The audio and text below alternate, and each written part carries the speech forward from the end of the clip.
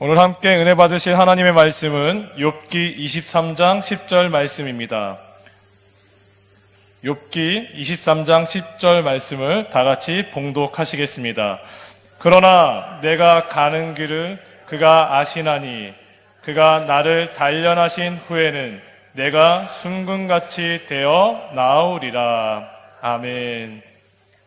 여러분, 하나님은 참 좋으신 하나님이십니다. 좋으신 하나님은 사랑하는 자녀들에게 언제나 좋은 것 더하여 주기를 원하십니다.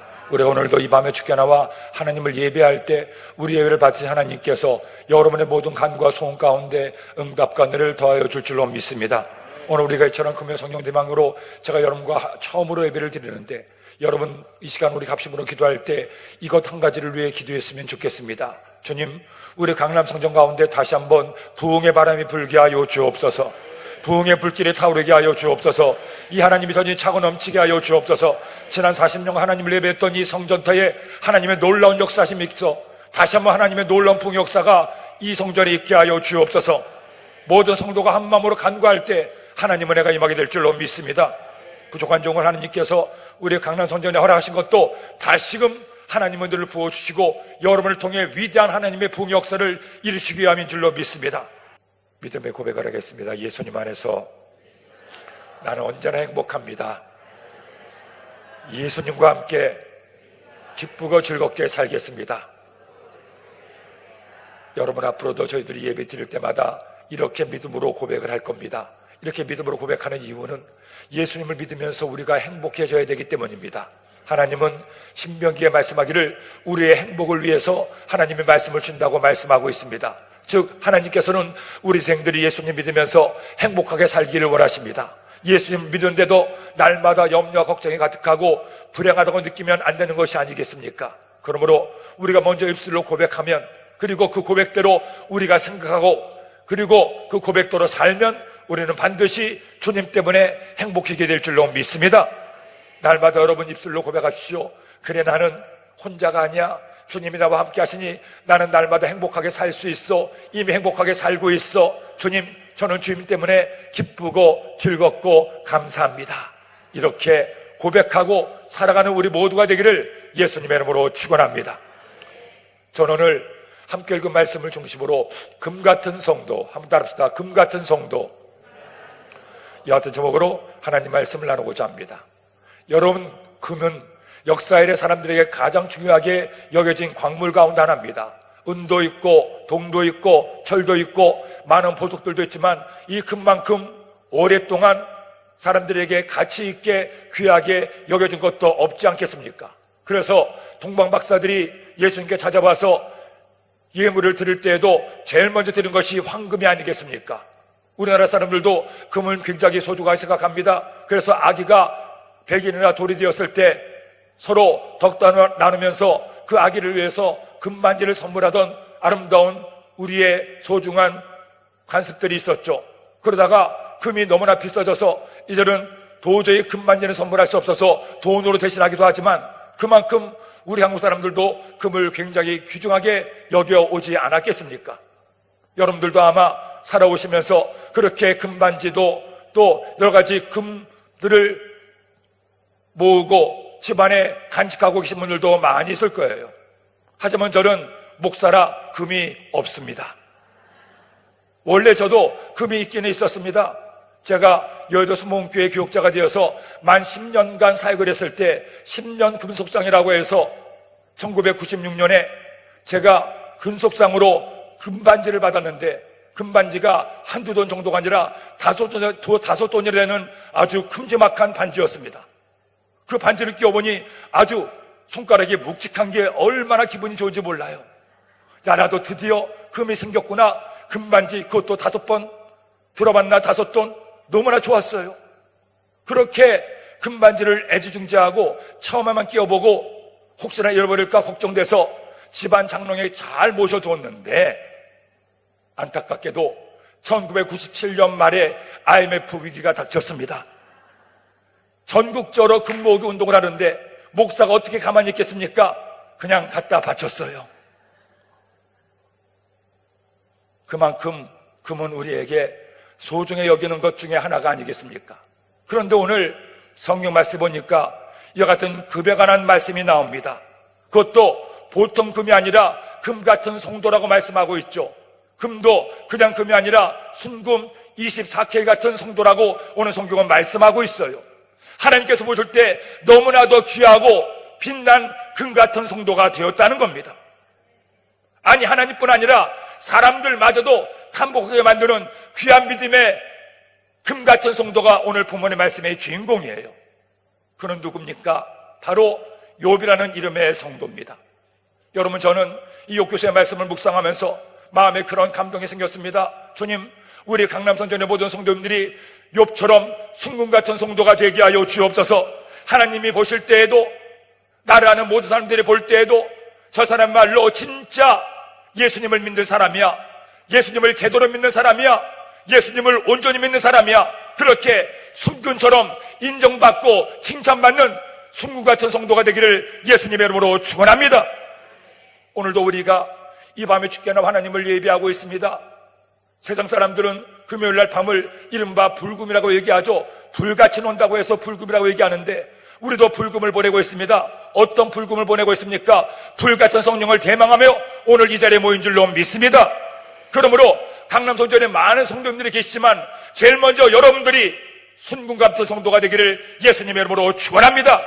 순금처럼 반짝반짝 빛나서 주님께서 보실 때 너는 순금처럼 나에게 귀하고 보배로운 나의 백성이라는 인정과 칭찬과 영광을 얻게 되기를 예수님의 이름으로 축원합니다. 그렇다면 어떤 믿음의 사람이었기에 순금 같은 성도가 될 수가 있었습니까? 우리도 주님 앞에서, 사람들 앞에서 순금 같은 성도가 되기 위해서는 어떤 모습으로 주님을 믿고 의지해야 되겠습니까? 제일 먼저 첫째로 하나님을 신뢰해야 됩니다. 여러분, 오늘 말씀의 주인공인 욥이 어떤 사람입니까? 오늘 성경은 욥을 이처럼 소개하고 있죠. 욥기서 1장 1절에 보니 우스 땅에 욥이라 불리는 사람이 있었는데 그 사람은 온전하고 정직하여 하나님을 경외하며 악에서 떠난 자더라. 성경이 이 욥을 어떻게 설명합니까? 제일 먼저 첫째로 온전한 사람이라고 말씀하고 있습니다. 얼마나 바르고 제대로 살았으면 온전한 사람이라는 인정을 받을 수가 있습니까? 두 번째로 그는 정직한 사람이었습니다. 온전할 뿐 아니라 정직하기까지 했어요. 오늘날 대한민국에 수많은 다툼과 시비가 일어나는 이유가 뭡니까? 나라의 지도자들이 정직하지 못하고 부정직하고 불의한 모습으로 살아가는 것을 보고 사람들이 안타까워하는 것이 아니겠어요? 하지만 욥은 하나님과 사람 앞에 정직한 사람이었습니다. 세 번째로 그는 하나님을 경외하는 사람이었어요. 사람에게만 의롭고 정직한 것이 아니라 하나님을 경외하는, 하나님을 사랑하는 사람이 욥이었습니다. 네 번째로 그는 악에서 떠난 자였습니다. 여러분, 얼마나 의롭게 살았으면 악에서 떠났다는 인정을 받고 그의 그 모습이 성경 말씀에 이처럼 기록되겠어요? 이렇게 하나님 앞에 바르고 의롭게 살다 보니 하나님께서 가만히 내버려 두십니까? 모른 채 외면하십니까? 아니죠. 욥에게 하나님께서 복을 부어주시는데 하나님을 의지하고 하나님을 경외하자 그는 넘치는 복을 받았습니다.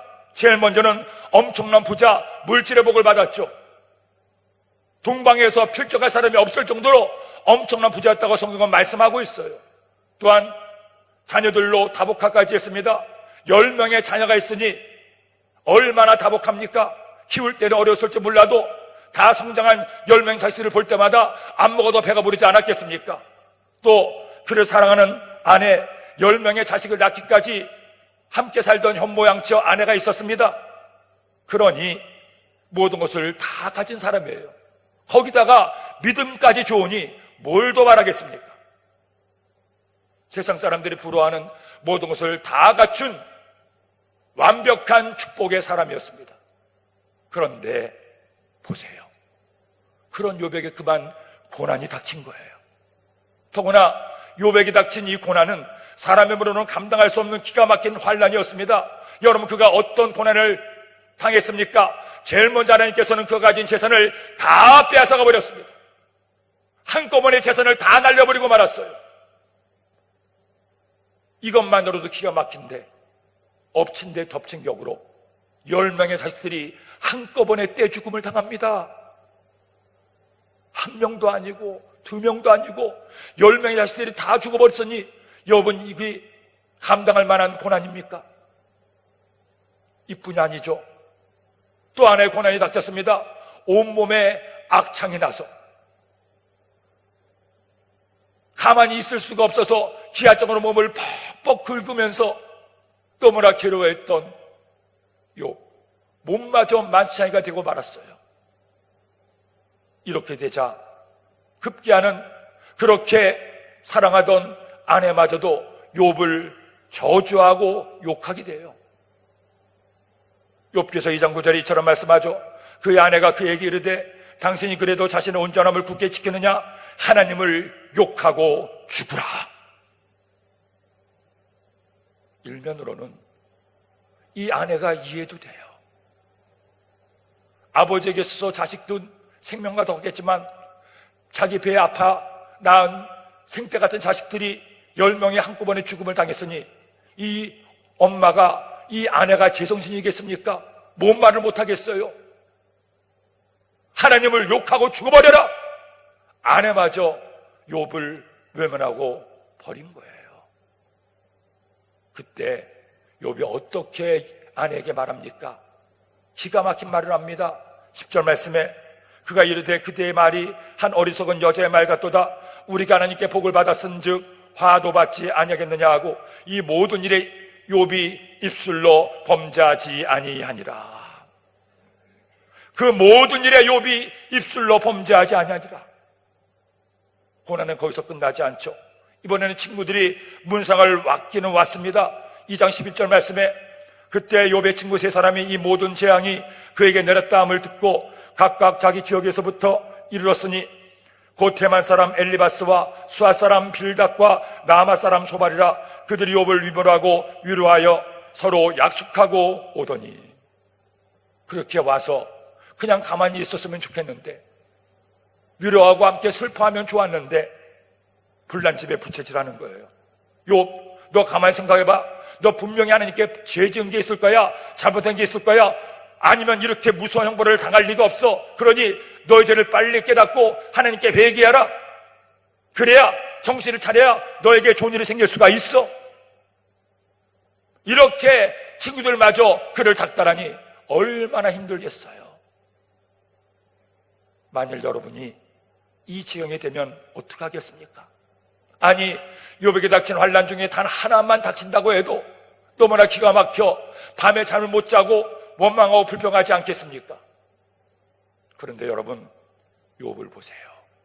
왜 그가 승군 같은 성도인지를 오늘 말씀을 통해 알 수가 있습니다. 욥기서 1장 21절의 말씀 함께 읽겠습니다. 이르되 내가 모태에서 알몸으로 나와서 온즉 또한 알몸이 그리로 돌아갈지어라. 주시지도 야훼시오 거두시지도 야훼시오니 야훼 이름이 찬송을 받을지니라 하고, 이 모든 일에 욥이 범죄하지 아니하고 하나님을 향하여 원망하지 아니하니라. 여러분, 이것이 사람이 고난당한 그가 할 수 있는 고백입니까?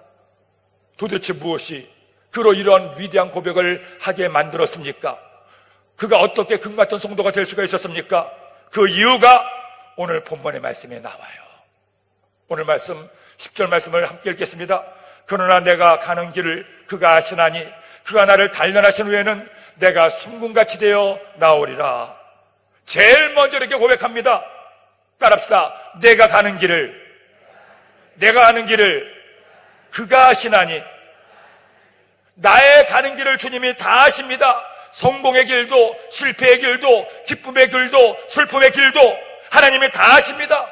하나님이 나를 아시니, 나를 사랑하시니 이 모든 것 위에 하나님의 뜻과 하나님의 은혜가 있을 줄로 믿습니다.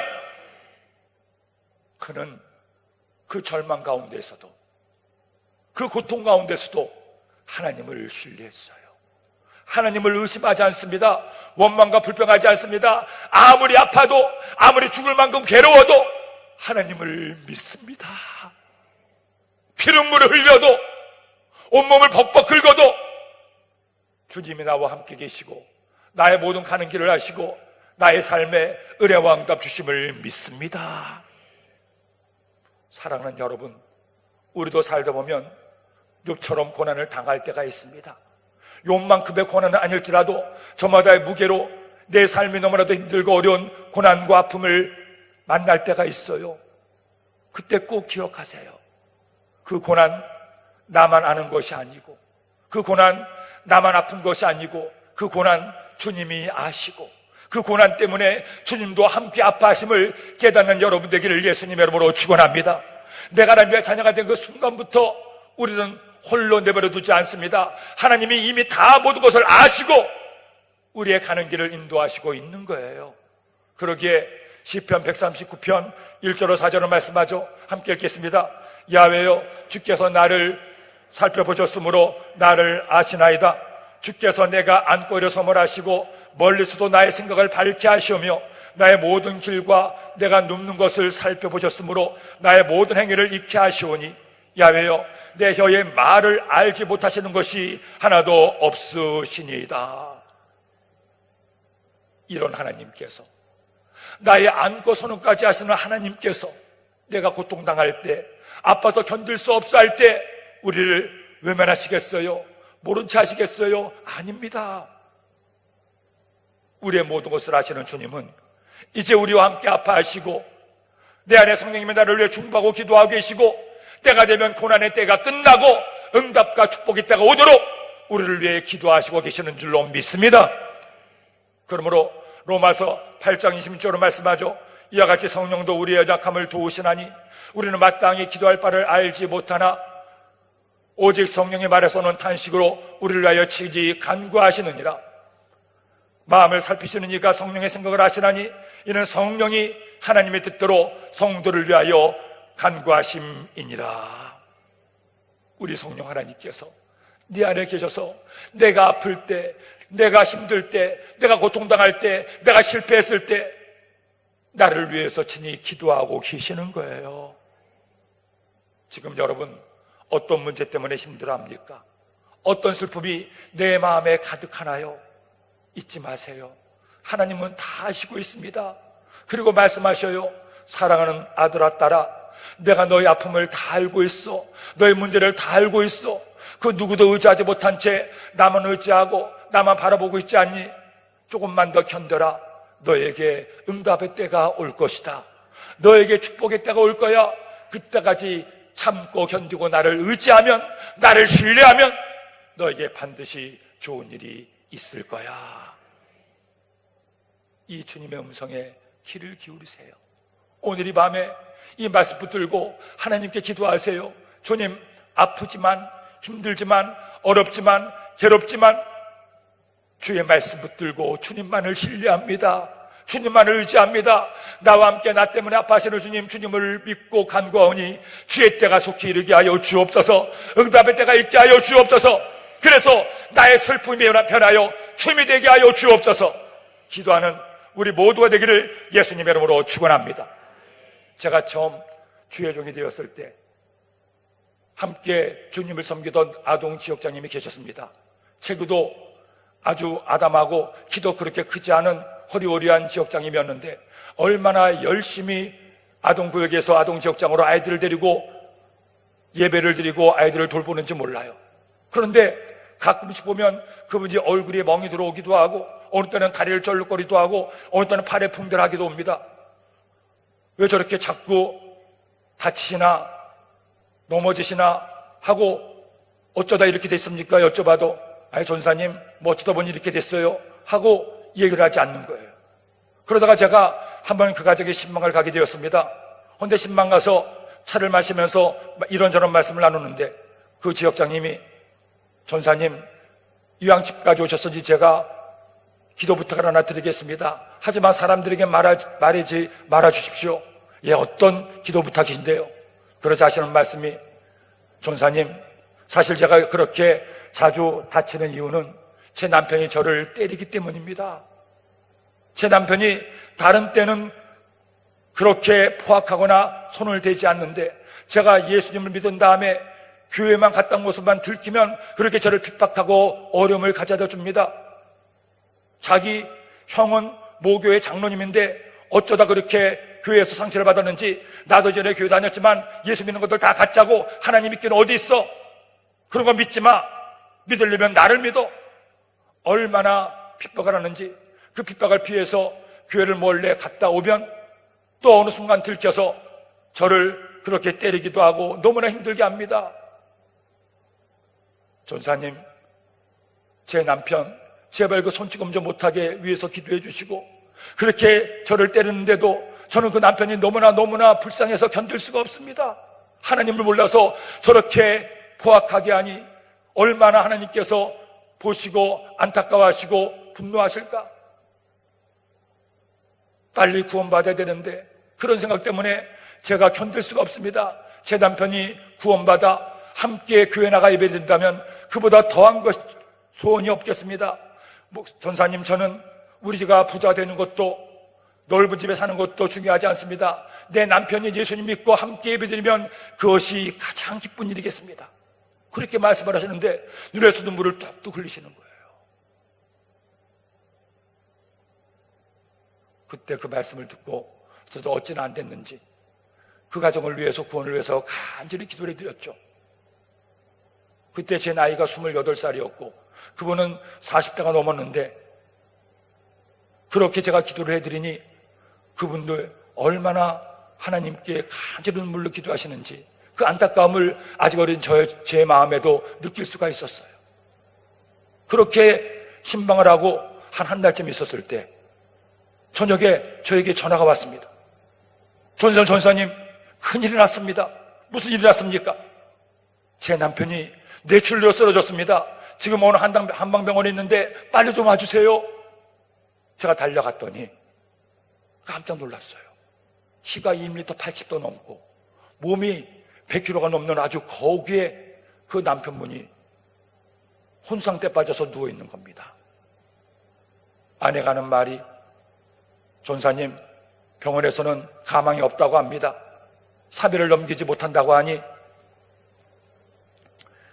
빨리 집으로 데려가서 장례 준비하라고 하는데, 전사님, 이럴 수는 없습니다. 남편이 이렇게 가면 그냥 지옥 가는데 이렇게 내버려 둘 수가 없습니다. 저는 포기하지 않습니다. 세상 사람 다 포기해도 저는 끝까지 기도하겠습니다.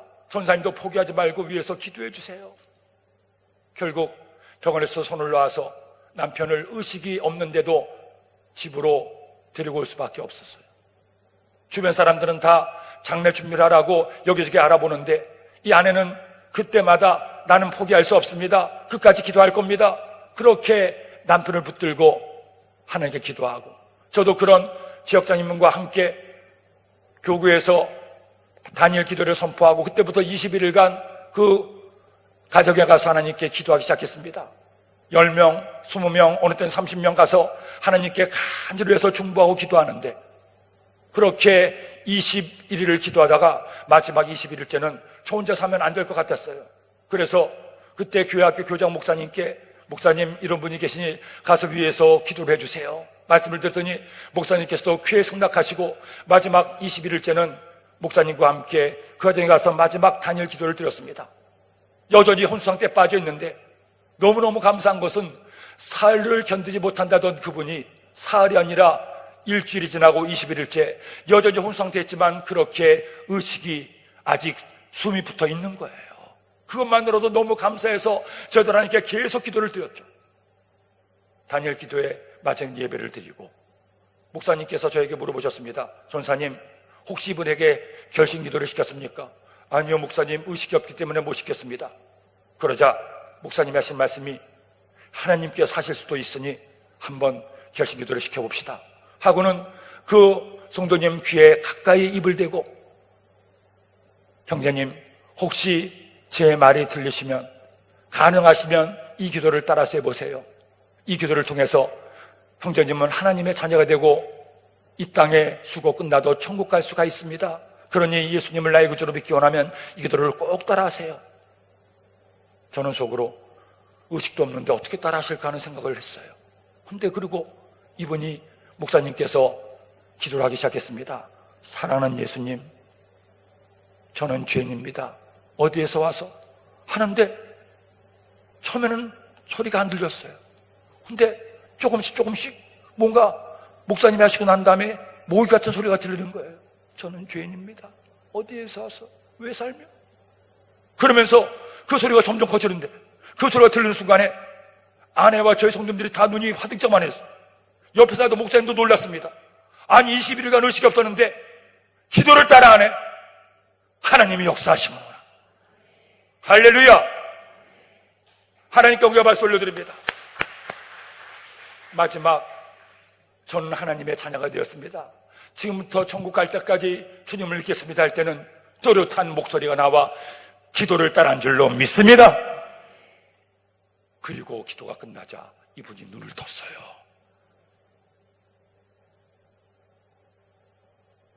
저희들이 믿고 기도했는데 이런 일이 나타나니 그 집안은 갑자기 정적이 가득했어요. 두렵기까지 했습니다. 하나님이 살아계시는구나, 우리의 기도를 들으시는구나, 이렇게 응답하시는구나. 그때 저희들이 할렐루야 외치고 하나님이 살려줬다고 서로 얼싸안았던 그때의 기억이 지금도 생생해요. 그 이후로 하나님께서 어떤 약을 먹은 것도 아닌데, 어떤 수를 받은 것도 아닌데 그 남편을 회복시켜 주더니 그렇게 쓰러진 지 2달쯤 지나서 그 남편이 아내의 손을 잡고 교회에 오셨습니다. 할렐루야 하는 경우에 박수 올려드립니다. 비록 한쪽 팔과 다리는 조금 절지만 말도 완전히 회복되고 그렇게 나와서 예배드리는 걸 보니 얼마나 감사한지요. 그분이 하시는 말씀이, 전사님,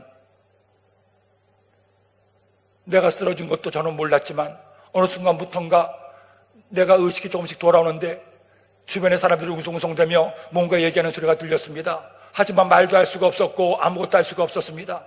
헌데 하루가 지나고 이틀이 지나고 사흘이 지나면서 점점 더 그 말들이 들려오고 마지막 다른 분이 오셔서 제게 귀에 대고 말씀하시는데 그때 제 의식이 깨어나고 제가 예수님을 나의 구주로 영접하게 되었습니다. 제가 얼마나 하나님께 감사하고 죄송했는지 모릅니다. 아내를 그토록 괴롭혔는데, 예수 믿는다고 그렇게 핍박하고 때렸는데 아내는 나를 위해서 눈물로 기도하는 걸 보고 내가 얼마나 무섭고 나쁜 놈이었는가를 알았습니다. 전사님, 저는 평생 이제는 제 아내만 사랑하며 살겠습니다. 아내를 항상 업고 지내듯 그렇게 살고 나를 살려주신 하나님께 제 남은 인생 다 드리며 살겠습니다. 지금도 아마 열심히 주님 섬기고 신앙생활을 잘하고 계실 거예요. 사랑하는 여러분, 어떤 인생이 언제나 만생통하고 좋은 일만 있겠어요. 하지만 잊지 마세요. 우리가 하나님의 자녀가 되면 우리는 더 이상 혼자가 아닙니다. 우리의 가는 길을 주님이 아시고 우리가 주님을 믿고 신뢰하면 주님의 때에 응답과 은혜를 도와여 주십니다. 다행히는 이런 은혜가 우리 모두에게 있게 되기를 예수님의 이름으로 축원합니다. 또한 두 번째로, 어떻게 숨같은 성도가 될 수 있습니까? 고난당할 때 당당하게 단련을 받아야 됩니다. 여러분, 여기 놀라운 비밀이 있습니다. 지금 내가 당하는 고난은, 문제는 나를 아프게 하는 것만이 아니에요. 오늘 말씀 하반절에 보니 그가 나를 단련하신 후에는 내가 숨군같이 되어 나오리라. 그가 나를 단련하신 후에는, 여러분, 고난이란 뭡니까? 고난은 나를 단련시키는 나의 훈련 코스가 됩니다. 내가 고난당할 때, 그래, 이것을 통해 하나님께서 나를 훈련시키시고 나를 더 강하게 하시지, 이 훈련을 잘 받아야겠다, 그렇게 마음먹고 당당하게 고난을 견딜 때 고난이 변하여 하나님의 은혜와 축복으로 바뀌게 될 줄로 믿습니다. 여러분, 해병대가 왜 해병대입니까? 어떻게 강한 해병이 될 수가 있습니까? 이른바 귀신 잡는 해병대가 될 수가 있습니까? 간단해요. 어느 부대보다도 훈련이 셉니다. 훈련이 세다 보니 강한 군사가 될 수가 있는 거죠. 김연아 선수를 보세요. 그 선수가 세계 최고의 피겨스케이팅 선수가 되었지만, 올림픽 금메달도 땄지만 태어날 때부터 스케이트를 잘 탔습니까? 아니죠. 연하여 마찬가지로 처음에는 그저 역시 스케이트를 탈 때 계속 넘어졌습니다. 그녀는 그 어떤 선수보다도 아름답고 우아한 점프를 해서 세계 사람들을 감동시켰습니다. 하지만 그의 고백은 그 한 번의 점프를 완성할 때까지 3,000번에서 5,000번 엉덩방아를 짚고 넘어졌다고 해요. 그런 3,000번의 훈련과 노력 끝에, 단련 끝에 오늘날의 김연아 선수가 있을 수가 있었던 거예요. 그러므로 여러분, 고난이 없으면, 문제가 없으면 우리의 믿음은 단련되지 못해요.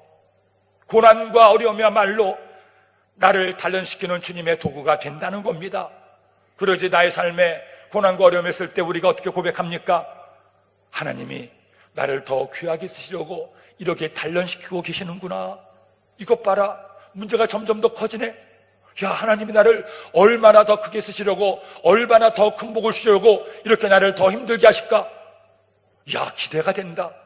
주님, 이런 고난 주심 감사합니다. 이 고난을 통해 하나님께서 더 큰 은혜 주심을 믿습니다. 주님만을 바라봅니다. 아브라함도 보세요. 75세 나이에 하나님의 부름을 받고 가나안 땅으로 갔습니다. 그런데 하나님께서 그에게 약속대로 아들을 주신 것은 무려 25년이 지나서 그의 나이 100세가 될 때였어요. 무려 25년 동안 그는 계속 훈련받고 단련받았습니다. 밤하늘의 별보다 많은 자손을 주겠다고 했지만 한 명의 자식도 없었어요. 결국 아내 사라에게서 자식이 태어났을 때 아브라함의 나이 100세, 아내 사라의 나이 90세.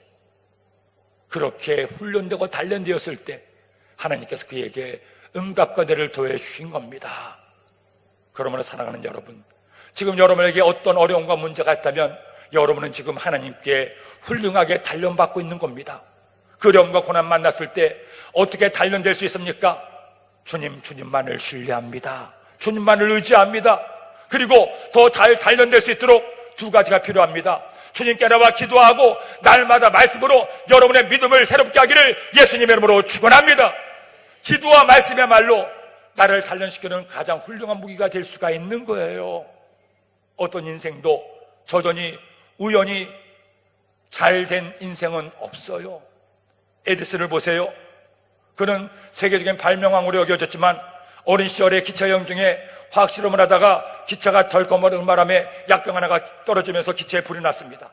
겨우 불을 껐지만 화가 난 차장이 열받아서 에디슨을 차창 밖으로 던져버렸어요. 그때 귀를 다쳐서 평생 듣지 못하게 됩니다. 하지만 장애를 가졌다고 낙심하지 않습니다. 더 열심히 연구해서 마침내 발명왕이 되죠.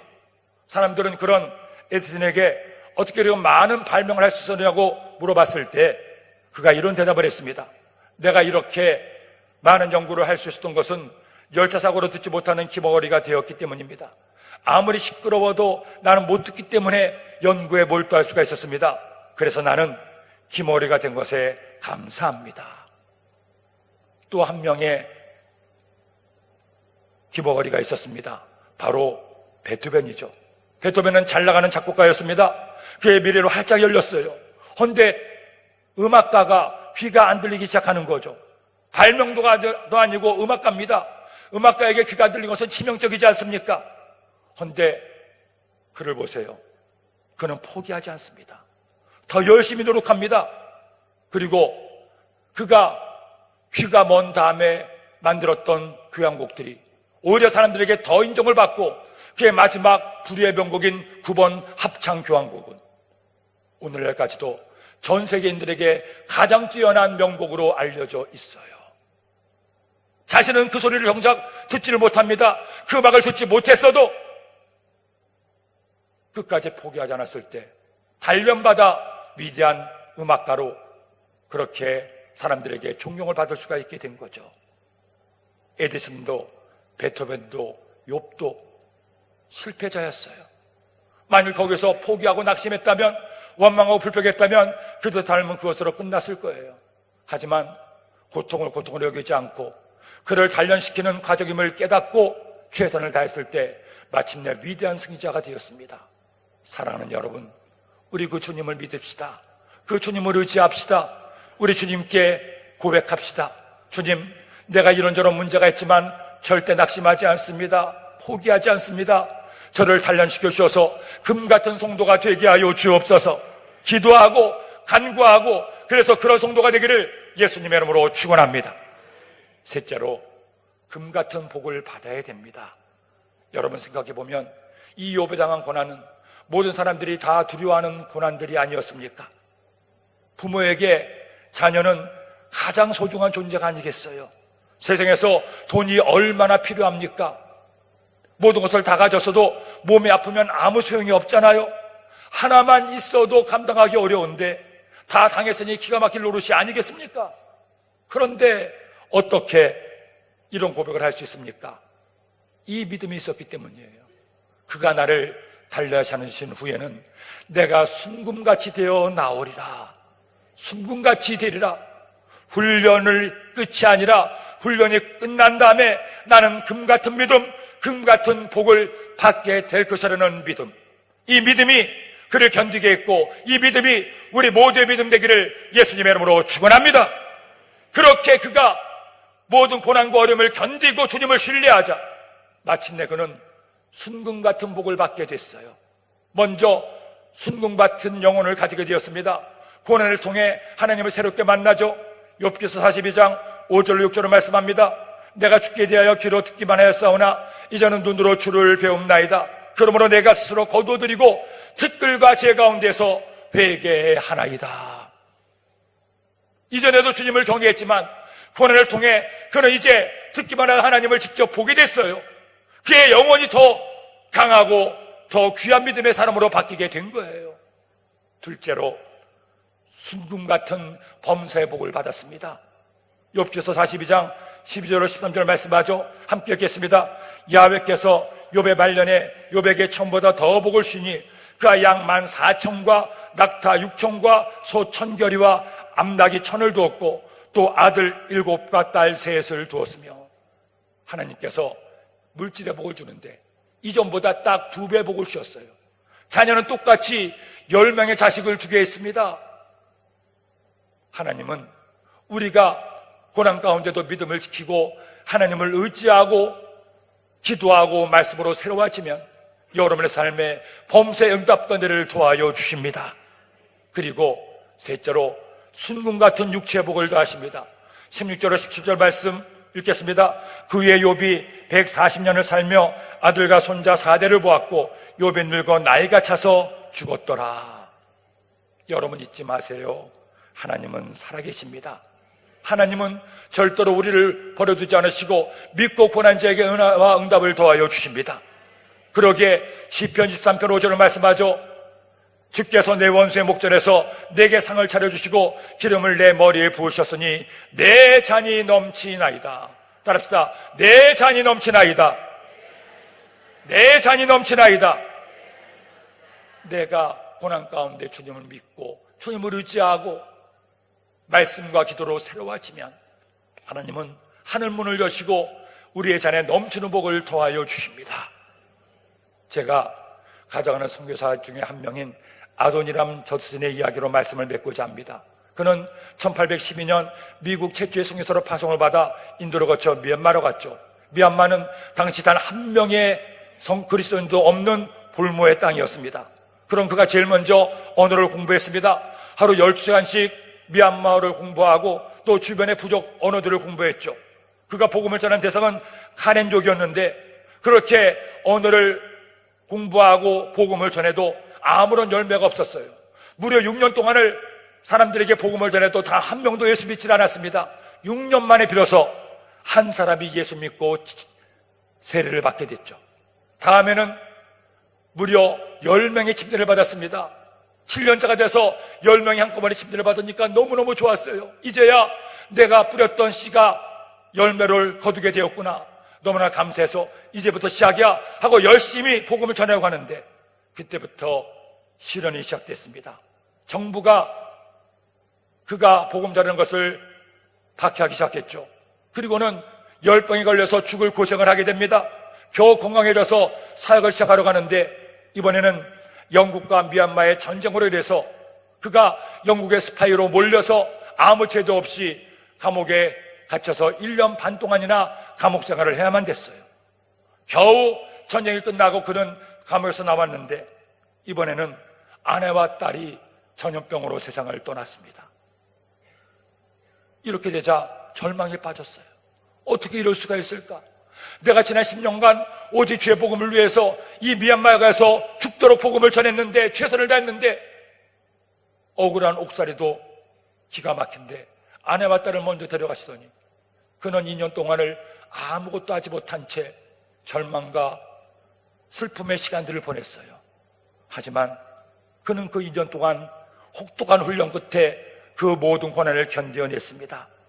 아니야, 그래도 주님이 나와 함께 계시지, 주님이 나를 사랑하시지, 내 아내와 딸을 하나님께서 먼저 사랑하셔서 불러주셨지만 내 아내와 딸의 생명을 바친 이 땅을 위해서 내가 죽을 때 죽더라도 최선을 다하겠다.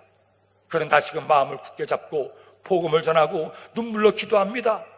그때부터 하나님께서 복음의 문을 활짝 열어주시고 구원의 역사가 그 가렌족에게 임하게 되었죠. 37년간 미얀마에서 복음을 전했을 때 그가 세운 교회에만 7,000명의 성도로 교회가 부흥됐습니다. 그의 제자들을 통해서 가렌족의 수만 명이 예수 믿고 구원을 받게 됐죠. 오늘날도 불교 국가인 미얀마에 유일하게 예수 믿는 부족은 그가 복음을 전한 가렌족들밖에 없습니다. 그가 주님께 눈물로 기도하고 고난을 견뎌 나갔을 때 그의 순금 같은 믿음을 통해 하나님의 놀라운 구원의 역사를 이루게 했던 거예요. 여러분, 우리가 예수님 믿으며 살면서 언제나 다 좋은 일만 있으면 좋겠지만 그런 인생 없지 않습니까? 하지만 잊지 마세요. 고난이야말로 나를 금같은 성도로 만드는 하나님의 축복의 통로가 됩니다. 오늘 어떤 문제를 가져와 나왔습니까? 어떤 어려움을 가져와 나왔습니까? 주님께 다 맡깁시다. 주님을 의지합시다. 그래서 주님 은혜가 여러분의 삶 가운데 임하여 우리 모두가 순금 같은 성도가 되어 순금 같은 복을 받게 되기를 예수님의 이름으로 축원합니다. 축원합니다. 기도드립니다. 하나님 아버지, 감사합니다. 고맙습니다. 오늘 저들에게 주의 말씀을 주셨으니 이 말씀 마음에 꼭 새겨서 우리 모두 순금 같은 성도가 되어 순금 같은 믿음을 가지고 순금 같은 복을 받게 하여 주옵소서. 예수님의 이름으로 기도드립니다. 아멘.